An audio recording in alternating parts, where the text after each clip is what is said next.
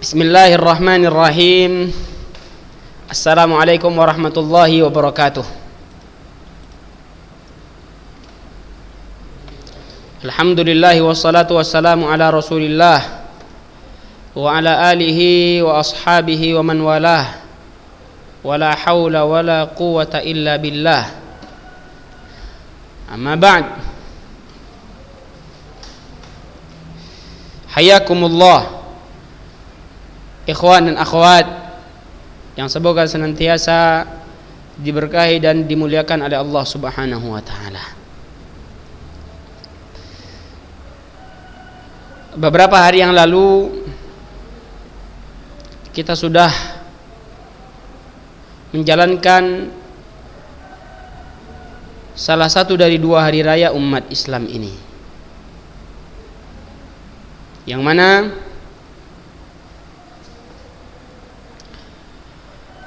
pada hari raya yang baru saja kita lewati, umat Islam itu diperintahkan untuk menyisihkan sedikit hartanya dalam rangka menyembelih hewan kurban untuk mendekatkan diri kepada Allah Subhanahu wa taala. Maka dari itu, Ustadz berharap semoga antum dan antunna sudah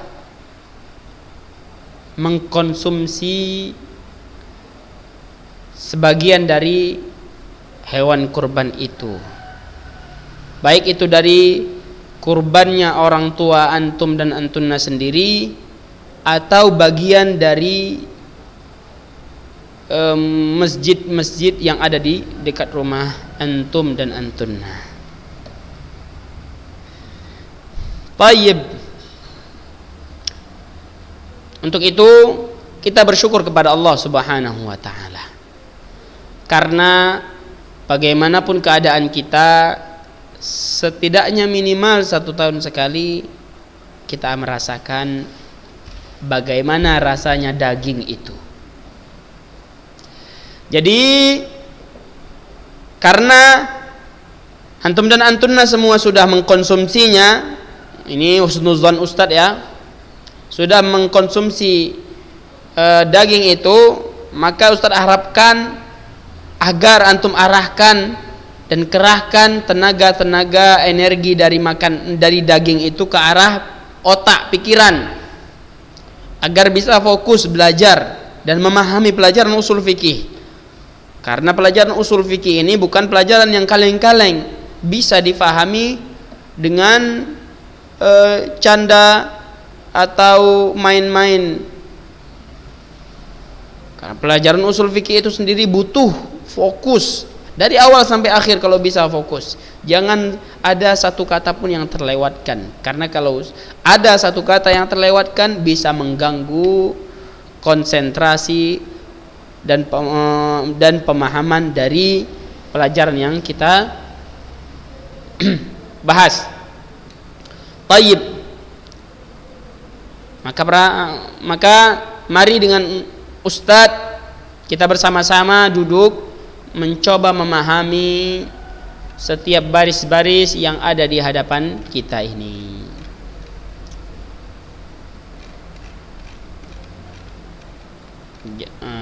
Tayyib.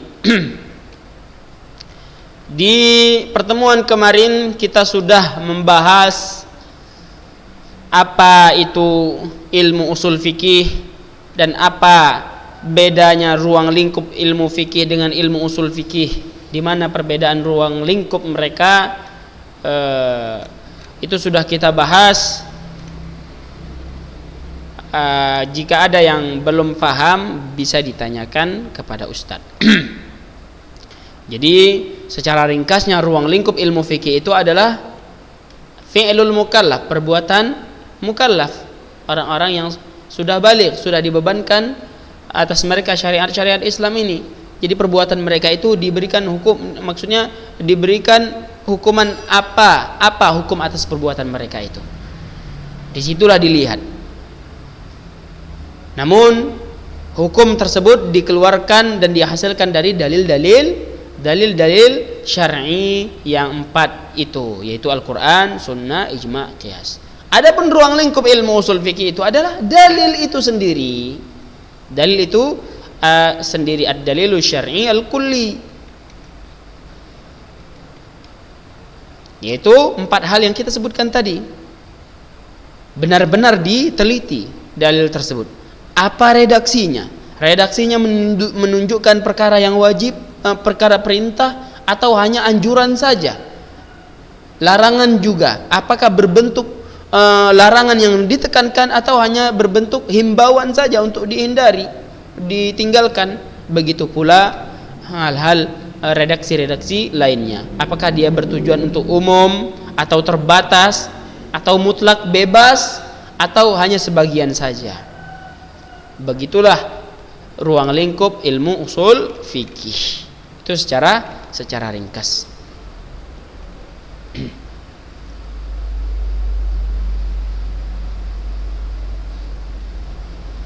Kita lanjutkan.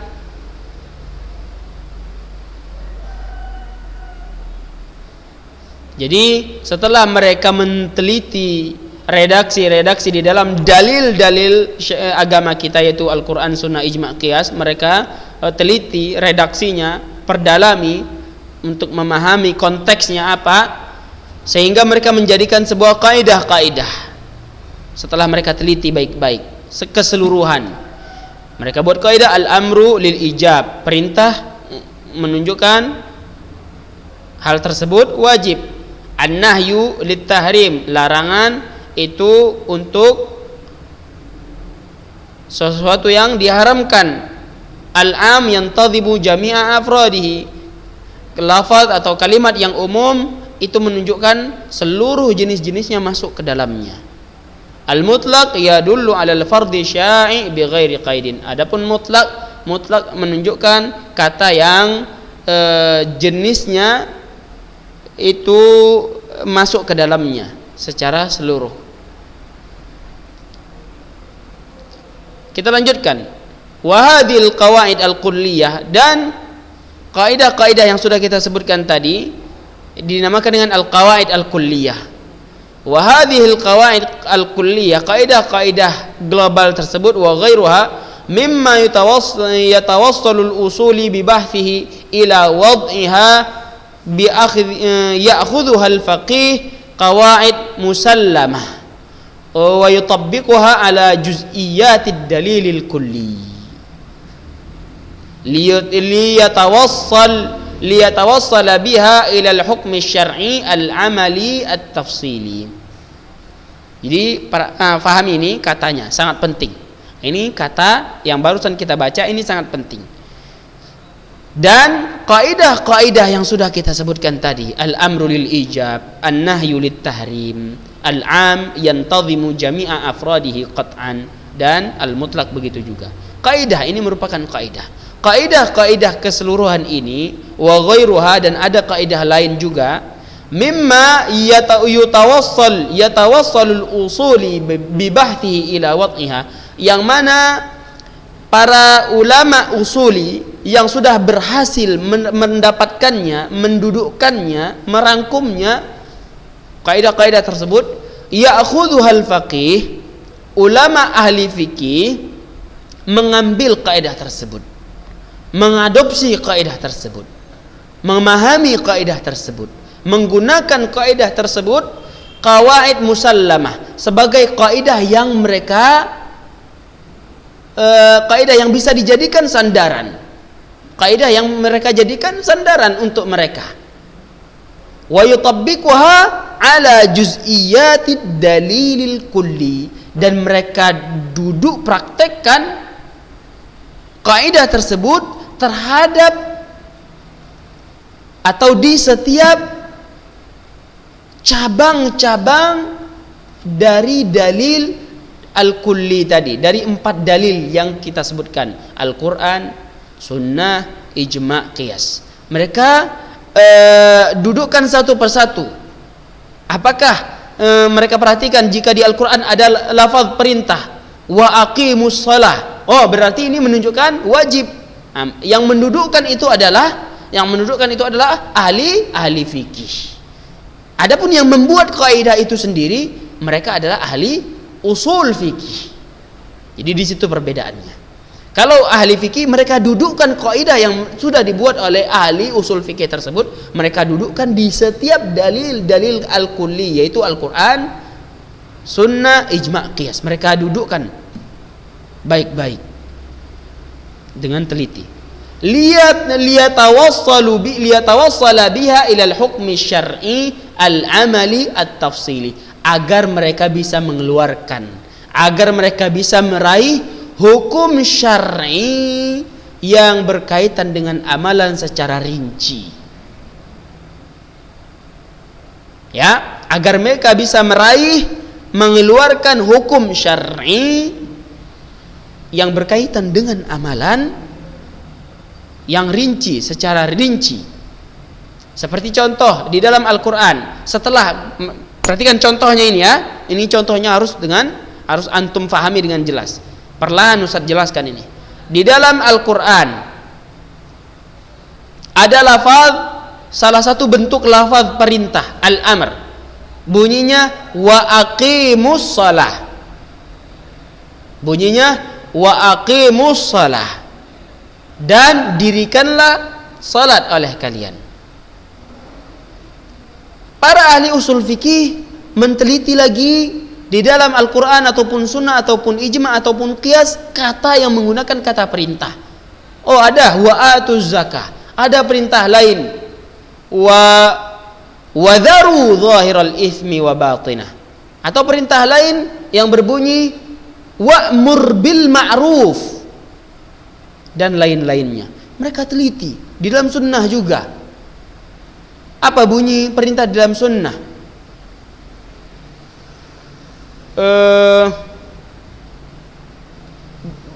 Nabi sallallahu alaihi wasallam bersabda,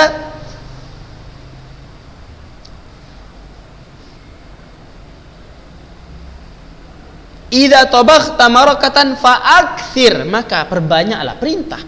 Mereka teliti sehingga mereka jadikan sebuah kaidah. Perhatikan, ini masih ahli usul fikih. Mereka jadikan sebuah kaidah, al-amru lil wujub. Al-amru lil wujub, perintah menunjukkan hal tersebut wajib. Maka datanglah ahli fikih membaca Al-Quran, wa aqimus salata wa atuz zakah. Oh, ada dalil. Mereka perhatikan dalil tersebut. Mereka perhatikan dalil tersebut. Mereka lihat bahwasanya dalil ini yang mereka baca, mereka dapati menggunakan perintah. Maka harus bagi mereka untuk mengambil kaidah yang sudah dibuat oleh ahli usul fikih. Ahli usul fikih membuat kaidah al-amrul wujub. Oh, perintah menunjukkan perkara tersebut wajib. Maka keluarlah, mainlah pikiran-pikiran ahli fikih ini setelah ada kaidah dari ahli usul fikih yang menunjukkan bahwa perintah untuk wajib, maka mereka keluarkanlah hukum syar'i dari dalil tadi, dari dalil Al-Quran tadi, wa aqimus shalah wa atuz zakah. Mereka keluarkan hukum syar'i.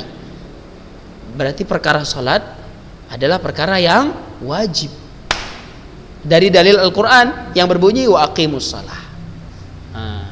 Dari mana mereka pahami ini wajib? Mereka harus memahami kaidah yang dibuat oleh ahli usul fikih, karena mereka mengatakan ada al-amru lil ijab, perintah untuk menunjukkan perkara itu wajib. Seperti itu.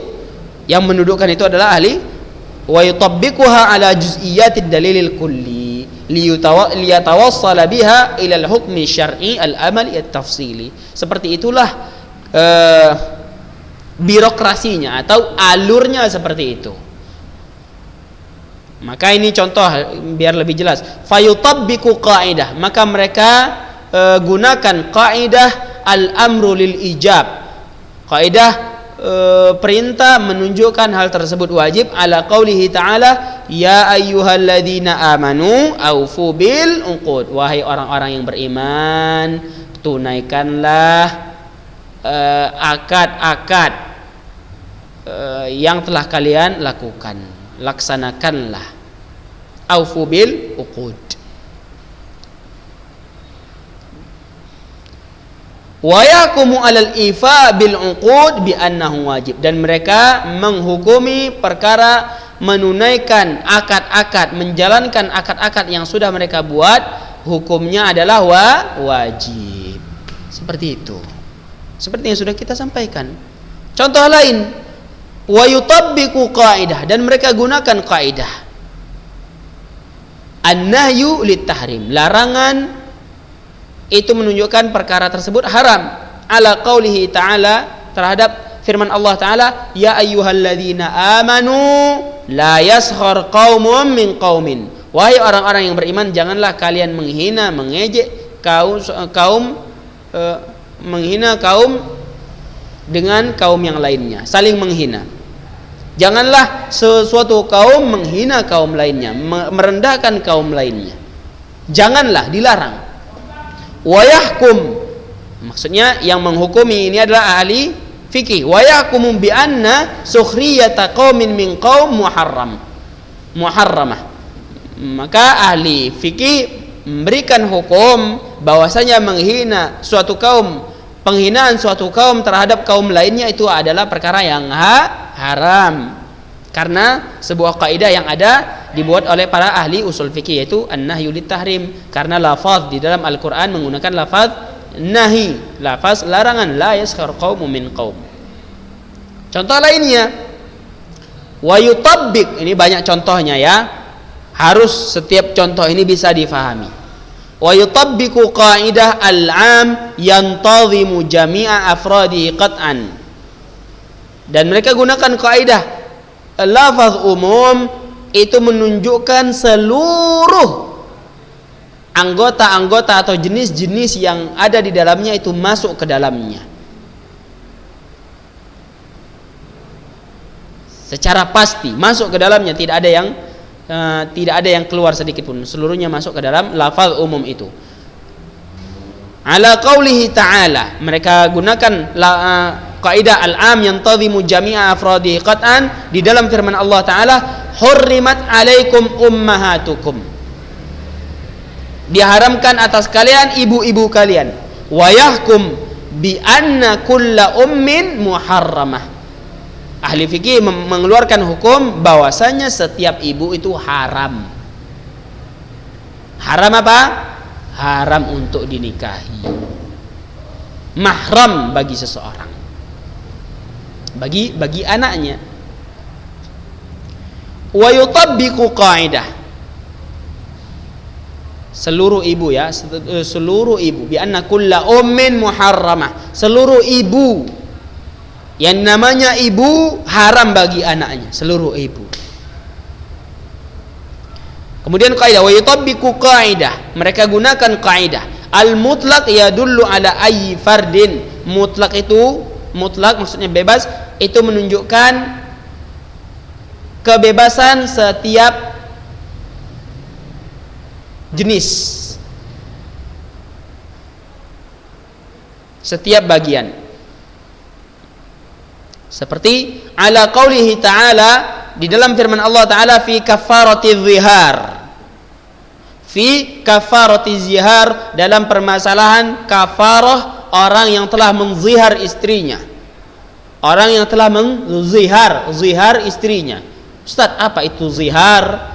Zihar adalah orang yang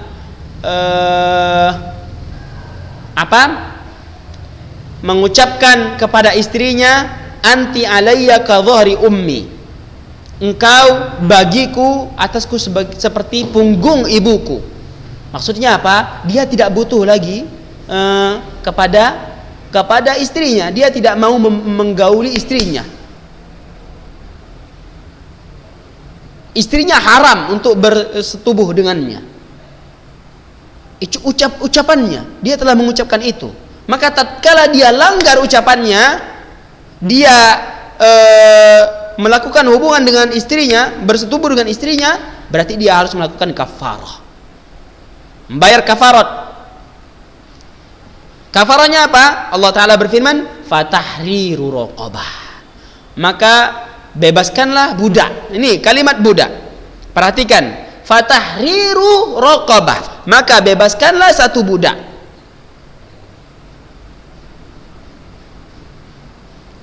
Satu budak. Di sini kalimat raqabah mutlak.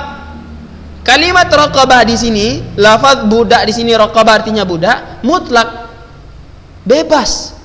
Siapa saja budaknya, baik itu muslim atau kafir, anak kecil ataupun dewasa.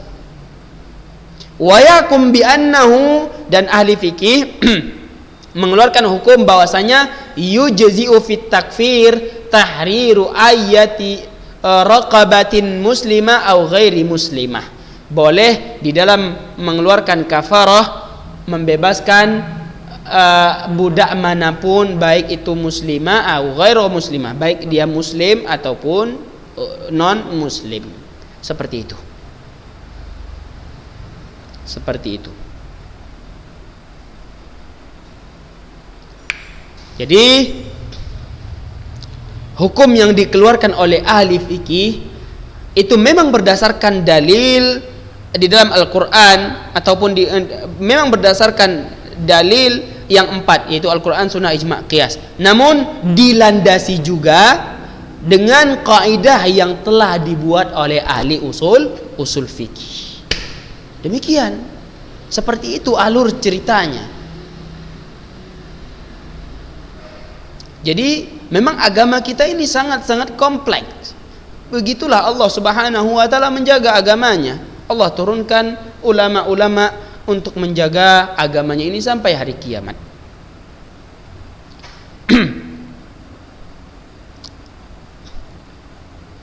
Wa min hadza, dan dari sini yatabayyan al-farqu bainad dalilil kulli wad dalilil juz'i. Dan di sini bisa kita bedakan antara yang mana yang dalil al-kulli wad dalil al-juz'i.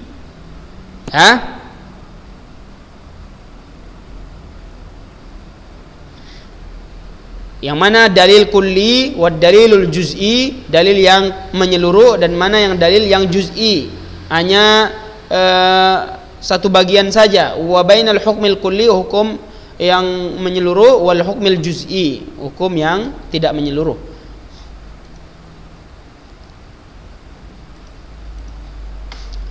Di sini penjelasannya. Fad-dalilul kulli, maka dalil al-kulli huwa an-naw'ul 'am min al-adillati alladhi tatadarraju fihi iddatu juz'iyat. Yang dimaksudkan dengan dalil kulli adalah jenis yang umum dari dalil-dalil yang mana bisa keluar dari dalil-dalil kulli tersebut cabang-cabang, bagian-bagian yang bisa mengambil dalil tersebut. Maksud dalil kulli adalah jenis yang umum, dalil yang berjenis umum yang mana bisa digunakan oleh bawahan-bawahannya, bagian-bagiannya yang ada di bawahnya. Seperti kaidah-kaidah yang kita sebutkan tadi. Mithlu, seperti al-amru wan nahyu wal am wal mutlaq wal ijma'u sharih wal ijma'u sukuti wal qiyasul mansus ala illatihi wal qiyasul mustanbatah illatuhu fal amru kulliyun yandariju tahtahu jami'an. Seperti yang ada di bawah kita ini, coba fahami seperti ini. Ad-dalil kulli, ini contohnya. Yang dimaksudkan dengan ad-dalil kulli, dalil global itu adalah perintah, an-nahyu larangan, wal am lafaz umum, wal mutlaq lafaz mutlaq, wal ijma'u sharih ijma' yang jelas, wal ijma' as-sukuti ijma' dengan diamnya. Satu berbicara, sebagian ulama mengutarakan pendapat, adapun ulama yang lain diam. Ini namanya ijma' sukuti. Adapun ijma' sharih, seluruhnya sepakat mengeluarkan perkataan bahwa mereka sepakat, bukan diam saja. Adapun ijma' sukuti adalah yang sebagian berbicara, mengutarakan pendapat, mengeluarkan fatwa, adapun yang lain diam. Ini namanya ijma' sukuti. Wal qiyasul mansus ala illatihi, qiyas yang ilahnya, sebabnya itu tertulis di dalam lafaz, di dalam nas. Wal qiyasul mustambata illatu, ada juga qiyas yang sebabnya itu hanya bisa didapat dengan cara diambil kesimpulan dari nas, tidak tertulis di dalam nasnya, akan tetapi nasnya, illahnya itu, sebabnya itu hanya bisa difahami saja, seperti itu. Fal amru kulliyun yandarju tahtahu jami'as siyagh allati waradat bi sighatil amri. Maka perintah amar itu merupakan dalil kulli. Dalil kulli merupakan dalil kulli, dalil yang global, yang mencakup, yang dari jutah tahu, yang turun ke bawahnya, yang masuk ke dalamnya seluruh bentuk-bentuk allati waradat bi sighatil amri, seluruh bentuk-bentuk kata yang menggunakan bentuk perintah. Fannahyu kulliyun yandariju tahtahu jami'as siyagh allati waradat bi sighatin nahyi wa hakadha. Begitu pula larangan ini merupakan dalil kulli, dalil yang global yang masuk ke dalamnya segala jenis-jenis bentuk-bentuk lafaz yang berbentuk larangan. Wa hakadha. Fal amru dalilun kulliyun wan nassu alladhi warada ala sighatil amri dalilun juz'i. Maka perintah merupakan dalil kulli. Dalil yang kulli, yang global. Perintah merupakan dalil yang global. Adapun nas yang menggunakan bentuk perintah dalil juz'i. Adapun jika ada nas langsung yang menggunakan lafaz perintah, maka disebut dengan dalil juz'i. Seperti yang sudah kita sebutkan, ad-dalil kulli itu adalah kaidah-kaidah yang telah ditetapkan para ahli usul fikih. Mereka katakan al-amru lil wujub, ini merupakan ad-dalilul kulli. Adapun ad-dalilul juz'i yang mana? Yang mereka dapatkan setiap nas yang berbentuk lafaz perintah, baik itu mereka dapatkan di Quran ataupun sunnah ataupun ijma ataupun qiyas. Kalau ada yang menggunakan bentuk perintah lafaznya, maka dia dinamakan dalil juz'i. Begitu pula wan nahyu dalilun kulli, wan nasul ladzi warada ala sighatin nahyi dalilun juz'i. Nahi, larangan, itu merupakan dalil kulli. Wan nasul ladzi warada ala sighatin nahyi dalilun juz'i. Dan nas, redaksi baik di Al-Qur'an maupun di sunnah ataupun ijma ataupun qiyas yang menggunakan bentuk larangan, setiap yang menggunakan bentuk larangan maka dia dinamakan dalil juz'i. Demikian. Wa amma al-hukmul kulli, wa amma al-hukmul kulli, ini akan kita lanjutkan di pertemuan berikutnya insyaallah taala. Jadi sampai di sini saja. Ustadz enggak mau banyak-banyak. Yang terpenting apa yang sudah kita sampaikan itu bisa difahami. Bagaimana alur antara ilmu usul fikih sama ilmu fikih, bagaimana cara ahli fikih mengambil hukum dari Al-Qur'an dan sunnah, yang mana harus dilandasi dengan kaidah-kaidah yang telah dibuat oleh ahli usul fikih. Ini mereka memang satu sama lain saling berkaitan. Dan apa itu dalil kulli, dalil juz'i, apa itu hukum kulli, hukum juz'i, ini akan kita bahas ke depannya. Yang mana kita sudah masuk kepada pembahasan ad-dalilul kulli dan ad-dalilul juz'i, yang mana dalil kulli, yang mana dalil juz'i. Seperti itu. Dan pertemuan berikutnya kita akan bahas al-hukmul kulli, apa itu, al-hukmul juz'i yang mana, seperti itu. Ya, coba apa yang sudah Ustaz sampaikan, jika memang kecepatan sehingga tidak bisa mengikuti, ulang lagi videonya agar bisa meringkas. Tujuannya apa? Ringkas yang sudah Ustaz sebutkan dan tulis serapi mungkin. Seperti yang sudah Ustaz katakan, bagaimana alur, bagaimana dari mana ahli usul fikih menulis kaidah-kaidah ini, kemudian apa-apa saja jenis-jenis kaidah tersebut, seperti yang sudah kita sebutkan, ini al-amrul wujub an-nahyul tahrim, kemudian al-am ini dengan contoh-contoh yang sudah kita sebutkan dari Al-Quran tadi, alurnya itu harus ditulis rapi mungkin, jangan hanya bersandarkan dengan yang ada di PDF di hadapan kita ini, jangan, karena sulit untuk dibaca ulang. Jadi apa yang sudah Ustaz jelaskan tolong dirapikan dengan baik-baik, tolong dirapikan baik-baik. Seperti antum rapikan, ahli usul fikih menulis kaidah al-amru lil ijab, maka ahli fikih harus menerapkan kaidah ini, harus menerapkan kaidah ini tatkala mereka membaca, mendapatkan di dalam firman Allah Subhanahu wa taala menggunakan lafaz amar, yaitu ya ayyuhalladzina amanu aufu bil uqud. Ini satu contoh. Contoh yang lainnya an-nahyu lit tahrim, tulis serapi mungkin ya, agar memudahkan antum memahaminya. Adapun ini perbedaan mana penjelasan tentang ad-dalil kulli wad dalil juz'i wal hukmul kulli wal hukmul juz'i, ini juga tulis secara bertahap, karena kita juga sudah menerangkan tentang ad-dalilul kulli dan ad-dalilul juz'i. Ad-dalil kulli ini yang sudah kita jelaskan, al-amru wan nahyi wal am wal mutlaq wal ijma', ini namanya ad-dalil kulli.